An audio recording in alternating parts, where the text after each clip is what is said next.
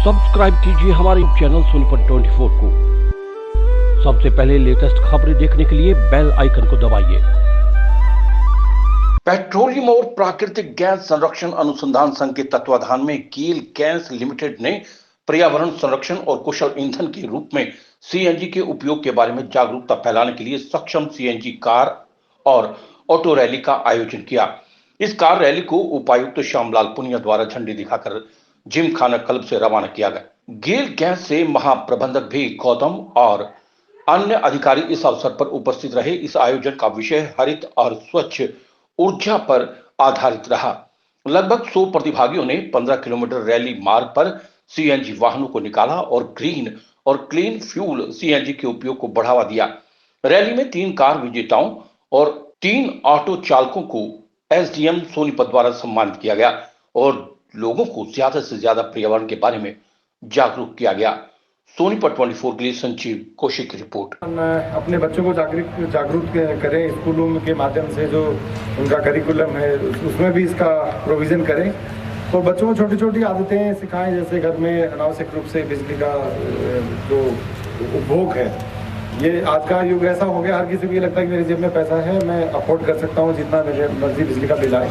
लेकिन आप और हम यदि छोटा छोटा मिला के करेंगे तो उस घर में भी जो बल्ब है रोशन हो पाएगा, जिस घर की क्षमता आज की तारीख में नहीं है।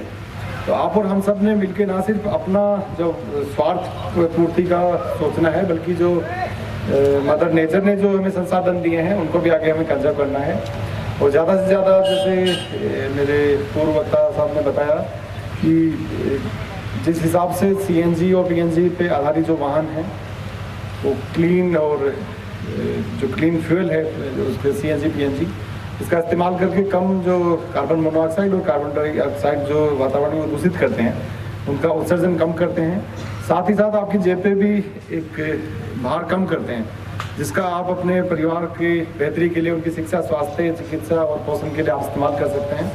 तो छोटी छोटी बचत हैं जो आपका गुल्लक जो हम छोटे बचपन से देखते आए हैं, ये उस गुल्लक की तरह है जो आपको धीरे धीरे करके जो आपकी गाड़ी का अतिरिक्त मूल्य है ना सिर्फ वो वसूल करता है, बल्कि जो पर्यावरण पे जो आपकी कॉस्ट पड़ती है एज ए ह्यूमन बीइंग, या जो भी आपके जो कार्बन फुटप्रिंट्स आप छोड़ते हैं उन सबको कम करने में हमारी मदद करती है।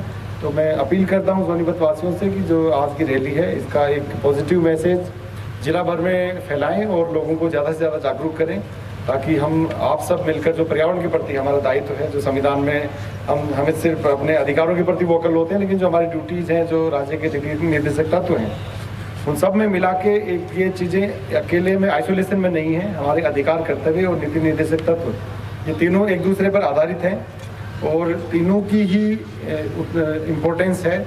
तो आप सबको, हमको मिलकर इस समाज और देश को आगे ले जाने की दिशा में ये भी एक राष्ट्र निर्माण का कदम है कि हम ऊर्जा का संरक्षण करें और उसका विवेकपूर्ण इस्तेमाल करें। दिया इस रैली के 2 मुख्य संदेश हैं जो मैं समझता हूँ, जैसा कि भी हमारे अध्यापक भाई बता रहे थे।